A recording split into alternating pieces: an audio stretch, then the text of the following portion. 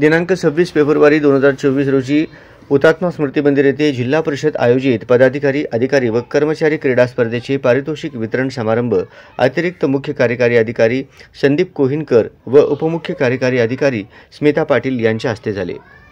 या क्रीडा स्पर्धेत मोहोळ पंचायत समितीने सर्वसाधारण विजेतेपद मिळवले आहे, असे प्रसिद्ध समितीचे प्रमुख संजय सावंत यांनी प्रसिद्धीस दिले। यावेळी मुख्य वित्त व लेखा अधिकारी मीनाक्षी वाकडे, खाते प्रमुख प्रसाद मिरकले, कार्यकारी अभियंता नरेंद्र खराडे, संतोष कुलकर्णी, पाणी व स्वच्छता विभागाचे प्रकल्प संचालक अमोल जाधव, सहसचिव अनिल जगताप, सहसचिव संजय सावंत, सदस्य चंद्रकांत होळकर, विवेक लिंगराज, अविनाश गोडसे, सचिन साळुंखे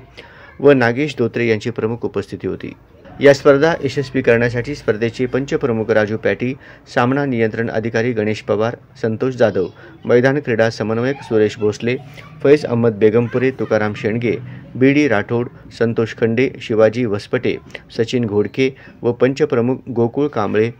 एल.एस. जाधव, श्रीनिवास कामूर्ती, दत्तात्रय पाटील, मोहसिन शेख, गणेश कोडले, पुंडलिक खलखामकर, शानवाज मुल्ला, हिरा पवार, रवी चव्हाण, नरेंद्र अकेले व गजेंद्र कुमठेकर यांनी विशेष प्रयत्न केले।